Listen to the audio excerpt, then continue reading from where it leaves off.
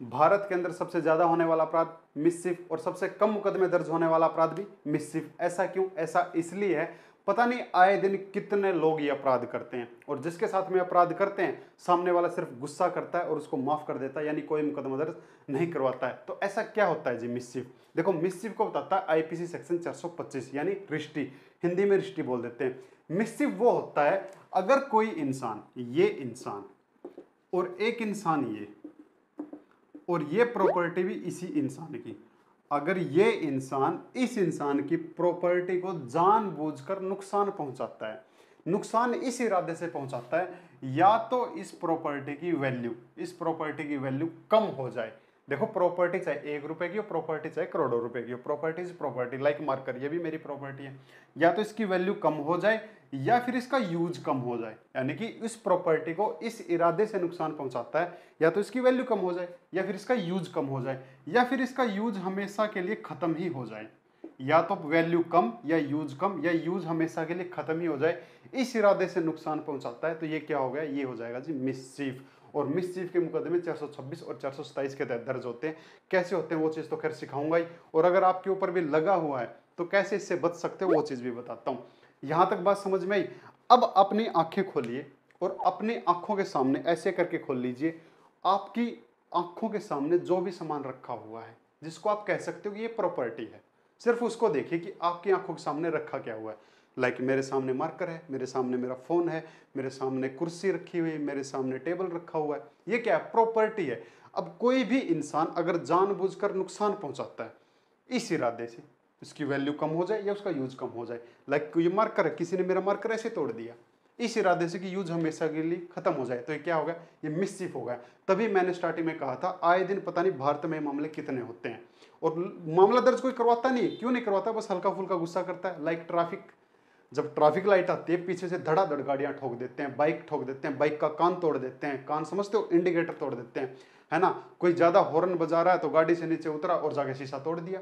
ये क्या हुआ? ये प्रॉपर्टी का नुकसान हुआ, ये हुआ जी मिसचीफ, है ना। आपके पास कोई जानवर है, भैंस है, कुत्ता है, घोड़ा, कोई भी, जानबूझकर अगर उसका कोई नुकसान कर देता है तब भी आपका नुकसान हुआ, क्योंकि आपकी प्रॉपर्टी है। आपकी कोई खड़ी फसल में आग लगा देता है, आपके कोई ट्रैक्टर के साथ में कोई छेड़खानी कर देता है, आपका कोई डॉक्यूमेंट है, आपकी कोई 10वीं की डीएमसी, आपकी कोई डिग्री है, उसको जानबूझकर कोई आग लगा देता है, आपकी प्रॉपर्टी को नुकसान पहुंचा। समझ गए? आपके घर में लाइट लगी हुई है, उस बल्ब को कोई तोड़ देता है, आपके घर में कोई ताला लगा हुआ, उस ताले को कोई तोड़ देता है, कोई भी आपकी प्रॉपर्टी। तभी मैंने कहा अपनी आंखें खोलिए। आपको अपनी आंखों के सामने क्या दिखाई दे रहा है? आपका फोन दिखाई दे रहा है, आपका लैपटॉप दिखाई दे रहा है, आपके ईयरफोन दिखाई दे रहे हैं, आपके ईयरबड दिखाई दे रहे हैं, आपका फोन का चार्जर है, आपका पावर बैंक है, ये आपकी प्रॉपर्टी है ना। अगर कोई इसको तोड़ देगा या उसकी वैल्यू का नुकसान कर देगा इस इरादे से, या तो उसकी वैल्यू कम हो जाए या यूज कम हो जाए या उसका यूज हमेशा के लिए खत्म ही हो जाए। लाइक आप ऐसे ऐसे करके सेल्फी ले रहे हो और कोई किसी को जलन हो रही है, आपका मोबाइल छीना और ये पानी में फेंक दिया, आपका मोबाइल छीना और ये धड़ाम से जमीन पे मारा, आपकी प्रॉपर्टी का नुकसान हो गया। क्या हुआ? मिसचीफ हुआ। यहां तक बात क्लियर हुई? तो ये बताता है मिसचीफ की डेफिनेशन, आई थिंक क्लियर हो गया होगा। 426 बताता है सजा। अगर कोई मिसचीफ करता है, जैसे इस इंसान ने मिसचीफ किया, तो इसको सजा क्या मिलेगी। और अगर आपके ऊपर लग चुका है ना, तो बताता हूं कैसे बचा जाएगा, बहुत आसान तरीके से बच सकते हो। देखो, इससे पहले सीखो 427। अगर कोई भी इंसान जैसे ये इंसान और एक इंसान ये, इस इंसान की प्रॉपर्टी को नुकसान पहुंचाता है, ये इंसान इस इंसान की प्रॉपर्टी को नुकसान पहुंचाता है, प्रॉपर्टी चाहे 1 रुपए की हो चाहे करोड़ रुपए की, और वो नुकसान 50 रुपए से ज्यादा हो गया, तब वो मामला 427 का होगा। और अगर वही नुकसान 50 रुपए से कम हुआ है तो वो मामला 426 का होगा। देखो कैसे, आपका मोबाइल है, आपका मोबाइल मान के चलते हैं 10-12 हजार रुपए का है, किसी ने छीना और धड़ाम से जमीन पे मारा, पूरा मोबाइल क्रैश, लाइफ टाइम के लिए यूज खत्म। कितने का नुकसान हुआ? बहुत नुकसान हुआ, यानी कि 50 रुपए से ज्यादा का नुकसान हुआ। तब अगर आप उसके ऊपर मुकदमा दर्ज करोगे तो उसको 427 के तहत सजा मिलेगी। क्या मिलेगी? खैर वो चीज भी बताता हूं। इसी तरह आपकी गाड़ी है, किसी ने जानबूझकर आपकी गाड़ी को स्क्रैच कर दिया, इसलिए स्क्रैच कर दिया ताकि उसकी वैल्यू कम हो जाए, और जब आप वो अपनी स्क्रैच ठीक करवाने गए तो 3-4 हजार रुपए का खर्चा आ गया, यानी कि 50 रुपए से ज्यादा का नुकसान। आपकी बाइक का किसी ने कान तोड़ दिया, कान समझते हो, वो इंडिकेटर तोड़ दिया। अब इंडिकेटर तो 20 रुपए का भी आ जाता है, और इंडिकेटर अगर आप ओरिजिनल डलवाओगे तो 100-150 रुपए का भी आ जाएगा। और एक अच्छी खासी बाइक है जो लाखों की आती है तो उसके और भी महंगे होंगे, वो खैर मेरे को पता नहीं है भैया। तो अगर 20 रुपए का नुकसान हुआ तो मामला कहां जाएगा, 426 में आ जाएगा। क्यों, 50 रुपए से अगर कम का नुकसान हुआ है तो वो मामला 426 में, 426 के तहत मुकदमा दर्ज होगा। और 50 रुपए से ज्यादा का अगर नुकसान हुआ है तो वो मामला 427 के तहत दर्ज होगा। इसी तरह आपका लैपटॉप ये धड़ाम से मारा, स्क्रीन टूट गई, 2,500-3 हज़ार रुपए का खर्चा आ गया। इसी तरह आपका पावर बैंक है, आपके पावर बैंक के साथ में ना एक वो आती है, केबल आती है चार्ज करने वाली, अगर उस केबल को कोई तोड़ देगा तो अब नुकसान कम हुआ है, 20-30 रुपए का नुकसान हुआ है तो मामला कहाँ आ जाएगा, 426 में आ जाएगा। इसी तरह आपकी ईयरफोन है, एक लेफ्ट की और एक राइट की, किसी ने आपकी एक ईयरफोन तोड़ दी, वैल्यू कम हो गई, यूज खत्म नहीं हुआ, वैल्यू कम हो गई, क्लियर हुई, क्या क्लियर हुई, मिसचीफ, मिसचीफ हो गया ना। अब वो नुकसान कितने का हुआ, अब आपकी ईयरफोन 2-3 हज़ार की भी हो सकती है और आपकी ईयरफोन 20 रुपए की भी हो सकती है। 50 रुपए से कम है तो 426 और 50 रुपए से ज्यादा है तो 427। इसी तरह ईयरबड है ना, कोई भी प्रॉपर्टी आपकी आंखों के सामने, कुछ लोग पता क्या करते हैं, हम बाइक खड़ी कर देते हैं और कुछ लोग आके ऐसे बाबूजी बन के बाइक पे बैठ जाएंगे और फिर उसका शीशा ऐसे ऐसे मोड़ मोड़ के देखेंगे ऐसे ऐसे, भाई तेरी जैसी शक्ल है ना वैसी तो रहेगी, तो शीशा क्यों तोड़ रहा है यार मेरी बाइक का, है ना। ऐसा मेरे साथ भी हुआ था, ऐसा बाइक का कर उसने शीशा ही तोड़ दिया, पता नहीं कौन था वो, तोड़ के भाग ही गया था, मेरे को दिखाई भी नहीं दिया, उसने अपनी शक्ल के चक्कर में वो शीशा तोड़ दिया। अब शीशा लगेगा भाई 50-60 रुपए का, 50 रुपए से कम है तो 426, 50 रुपए से ज्यादा 427। किसी भी प्रॉपर्टी का नुकसान, ऐसी बातों में हम गला पकड़ लेते हैं, ये गला पकड़ लिया, गला पकड़ते ही ऊपर वाला बटन टूट गया जी, बटन टूट गया शर्ट का, तो क्या हुआ, नुकसान हुआ भैया हमारी प्रॉपर्टी का। अब नुकसान 50 रुपए से कम है तो मामला 426, 50 से ज्यादा है तो 427। अब आप कह दोगे जी मेरी तो ब्रांडेड शर्ट थी, मेरा तो बटन भी 300 रुपए का लगता है, तो भैया 427। और एक भाई कोई है मेरे जैसा, भाई शर्ट ही 150 की आती है तो फिर बटन भी तो 1-2 रुपए का ही आता होगा तो 426। क्लियर हुआ। इसी तरह होली पर पहले तो रंग डाल देंगे ऐसे तो पूरी शर्ट खराब, और फिर 2-3 थपेड़े भी मार दिए तो 323 का मुकदमा भी लग गया, और शर्ट खराब कर दी 427 का मुकदमा दर्ज हो गया। होली पे ऐसा ही होता है ना, जिसके साथ दुश्मनी निकालते जानबूझ उसकी शर्ट पे रंग देंगे, ये कर देंगे। और ये ऊपर वाली जो जेब होती है ना तो सबसे पहले फटती है, ऐसे हाथ डाला, कंपनी ने देनी बंद कर दी, बहुत सारी शर्टों में अब नहीं आती है। तो आई थिंक क्लियर हो गया होगा, ज्यादा थूक बिलोने की जरूरत है नहीं।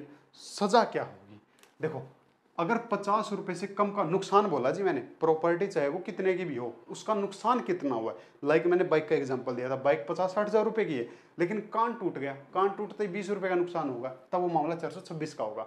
ये मत सोचना कि प्रॉपर्टी 50,000 की है तो 427, नहीं, नुकसान कितने रुपए का हुआ है 426 के तहत। अगर 50 रुपए से कम नुकसान हुआ है तो 3 महीने की सजा होगी जी।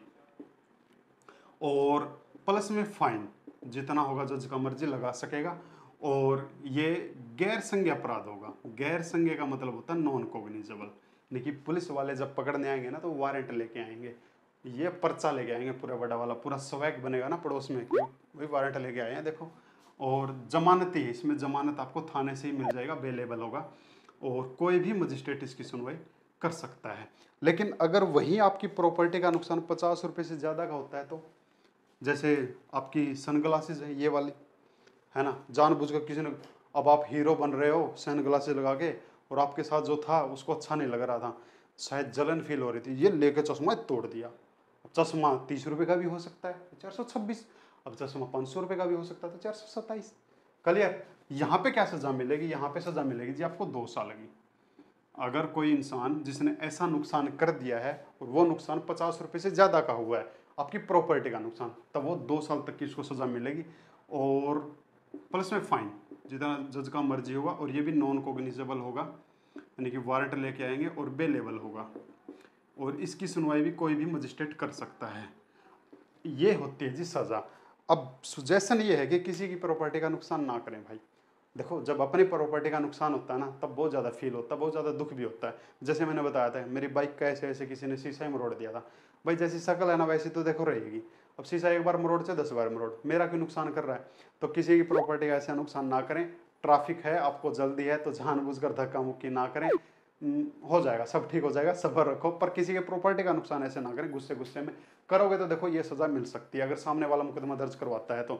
लेकिन बहुत कम मुकदमे दर्ज होते हैं क्योंकि बस सामने वाला गुस्सा करके अपना, चलो कोई ना, बस एक बार अपनी व्हीकल की तरफ देखेगा, एक बार आपकी थोपड़े की तरफ देखेगा, 2-4 गालियां देगा, रफा दफा हुआ मामला। ऐसे ऐसे जज हैं हमारी दुनिया में, और ऐसा ही होता है ट्रैफिक में जो जज होते हैं ना, एक बार अपनी तरफ देखा एक उसकी तरफ देखा और बस मामला रफा दफा, तो ये सजा मिलेगी। लेकिन अगर ये आपके ऊपर लग चुका है, रियल केस भी है, मैं रियल केस भी बता देता हूँ आपको, देखो मैं स्क्रीनशॉट लगा दूंगा।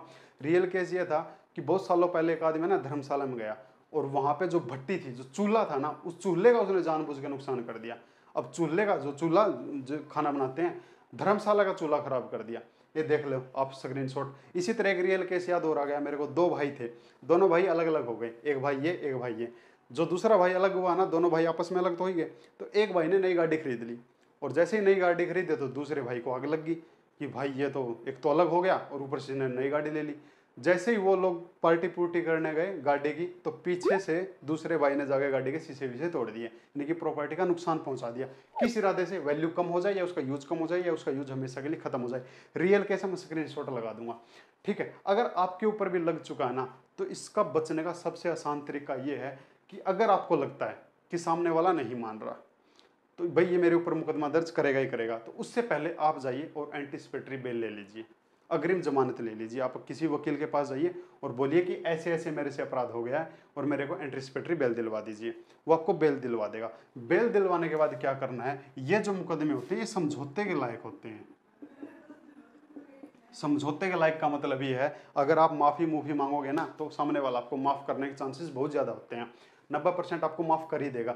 एंटीसिपेटरी बेल लेने के बाद फिर आप उसके पास जाइए समझौता करने के लिए कि भाई गुस्से गुस्से में हो गया और अगर जो 50-40 रुपये का नुकसान हुआ ना, मैं करवा दूंगा यार, ठीक करवा दूंगा, कोई ना, मेरे से गलती हुई है और तू मेरा बड़ा भाई है, मैं तेरा छोटा भाई हूँ, कर ले यार लिहाज, और कोई ना कभी गलती तुझसे भी हुई, तू क्या दूध का धुला है, और गलतियां तो किसी से भी हो सकती है। तो ऐसी ऐसी बातें बोल के थोड़ा मोटिवेट करके आप उसे समझौता कर लें। समझौता कर लेंगे ना, तब वो आपके ऊपर मुकदमा दर्ज नहीं करवाएगा। अगर देखो 500, 700, 1000 रुपये लगते भी है ना, कोई बात नहीं, लग जाएंगे, लेकिन ये सजा नहीं मिलेगी। और अगर आप कोर्ट कचहरी के चक्कर में पड़ गए, एक जिद्दी होती है इंसान के अंदर कि देख लूंगा मेरा क्या बिगाड़ेगा, भैया कोई किसी का कुछ नहीं बिगाड़ेगा। लेकिन अगर एक बार कोर्ट के अंदर आपकी एंट्री हो गई ना, तो कोर्ट वाले आपका बहुत ज़्यादा बिगाड़ देंगे। इतना बिगाड़ देंगे, एक वकील और एक कोर्ट वाले एक कागज के भी आपसे 100 रुपये ले लेंगे, एक खाली कागज A4 साइज का, और आप दोगे निकाल के ऐसी खुशी खुशी ऐसे हंसते हंसते लो जी लो जी लो जी, है ना। तो कोई आपका कुछ नहीं बिगाड़ेगा, कोर्ट वाले बहुत कुछ बिगाड़ लेंगे, 2 साल तक आपके चक्कर कटवाएंगे और फिर उसके बाद सजा सुनाएंगे। ऐसा ही होता है। तो मामले को वहीं सुलझवा ले, अच्छा होगा। अगर उसका 1000 रुपये का नुकसान हुआ ना, तो उसको 1100 रुपये दे दें कि भाई बड़े भाई कोई बात नहीं, हो गया तो हो गया, ले यार 100 रुपये फालतू ले ले, बस मामला रफा दफा करो। तो क्लियर हुई। अगर आपके साथ हो चुका है तो सबसे आसान तरीका है, आप एंटीसिपेटरी बेल लेके उसके बाद समझौता करने की पूरी कोशिश करें। इन कोर्ट कचहरी के चक्कर में ना पड़े, क्योंकि मेरा सारा दिन यही रहता है, मैं देखता रहता हूँ, कोई आने जाना नहीं होता, बस इंसान के पैसे वेस्ट और टाइम वेस्ट और दिमाग खराब, इस चौथा चीज़ कुछ होता ही नहीं है। तो समझ में आया या नहीं आया मेरे को ज़रूर बताएं, और कुछ और सुजेशन हो मेरे को ज़रूर बताएं। Thank you.